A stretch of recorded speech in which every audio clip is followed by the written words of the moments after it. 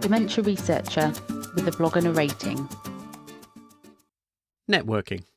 That word can feel loaded, can't it?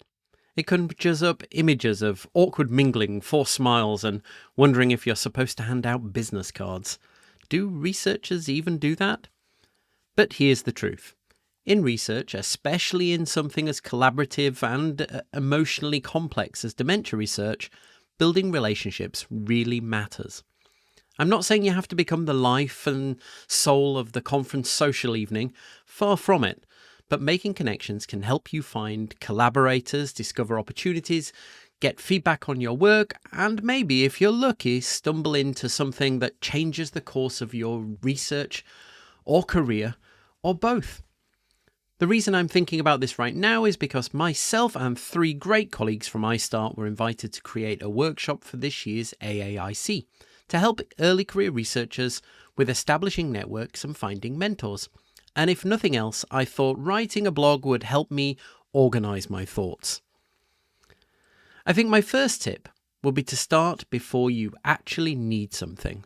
It sounds obvious, but we often wait too long. We think, I'll reach out, but once I have something to show. But it's usually more effective to start small, early, and without an agenda. Maybe it's just a quick comment on someone's poster, or replying to a social media post, or asking a thoughtful but not show-offy question at a seminar.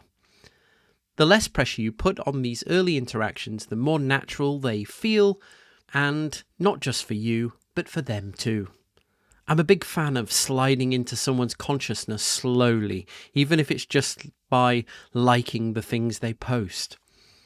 In my case, networking isn't just something I should do, it's absolutely essential. It's how I raise awareness about the Dementia Researcher service, how I find brilliant blog contributors, podcast guests, webinar presenters, and even experts for our solutions lab. And without those connections, a lot of what we do simply wouldn't happen. Honestly, I think most of our best ideas and collaborations have started with a simple conversation. Often one that had no particular goal at the time, just a willingness to talk and see where it leads. I'll give you an example. When I turned up to this year's Alzheimer's Research UK conference, I knew I needed to record a highlights podcast, and I knew that Rebecca Williams, one of our great bloggers, would be the host, but I didn't have any other guests. I bumped into Beth Williams, who I met at a conference, I think the year or before that, or even a little bit before then. And we chatted, and she became guest number 2. And I met Gargi Roy and Donatella Dorenzo for the very first time at the conference, and they became guests number 3 and 4. And I didn't think about them for the podcast. When we started chatting, we were just having a conversation. They told me they'd listened to the show, and I said, hey, would you like to be on it? Now, that might turn out to be a one-off thing, but now we all have a connection. We all know about each other, and our networks all became a little bit wider, and who knows where that might be useful in the future. Now, because it's my job to network, don't think it becomes easy. The first move is always a little bit awkward, even for me. There's no sugarcoating this. Making the first move is rarely comfortable, especially if you're early in your career, or if the person you want to speak to feels, well, important. They probably are, but they're also just people.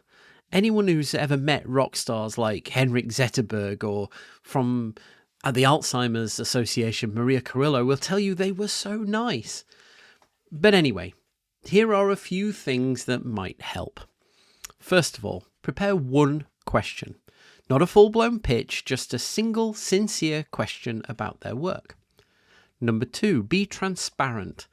Hi, I really admire your work, and I'm a bit nervous about approaching you, but I wanted to ask.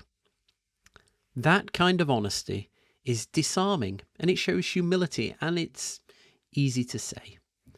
And number 3, don't overthink the format. In person, online, during coffee breaks, via email, over LinkedIn, whatever suits you. I still find social media surprisingly effective, although I'm aware it's a bit of a minefield. I wrote a blog on writing cold emails a while ago that you might want to take a look at. The thing to remember is you don't need a grand reason. One of the biggest blockers is feeling that you don't have a good enough reason to reach out. But honestly, curiosity is reason enough. If someone's made you think, or you've got a hunch your research might align, or you just want to say hello, that's fine. You won't get a response every time, and that's fine too. Most researchers are busy juggling teaching and grant writing and admin and life. Don't take silence personally.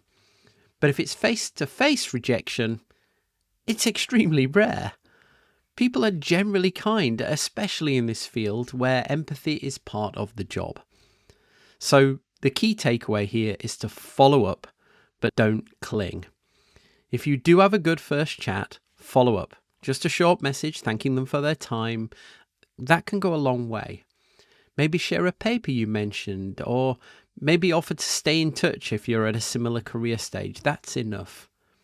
Also, don't chase. Let some interactions live as one-offs, ships that pass in the night. Never does every conversation have to turn into a collaboration, but you've got that connection. In all of this, it's not just about senior people, of course. It's also just as important to find your people. Take time to build a network of peers, people at your level who understand the same pressures and share the same reference points. These are often the most enduring connections, the ones that turn into grant partners, conference roommates, maybe even lifelong friends. One of the reasons I was passionate about creating the Dementia Researcher community was because sometimes those are the hardest connections to start, weirdly.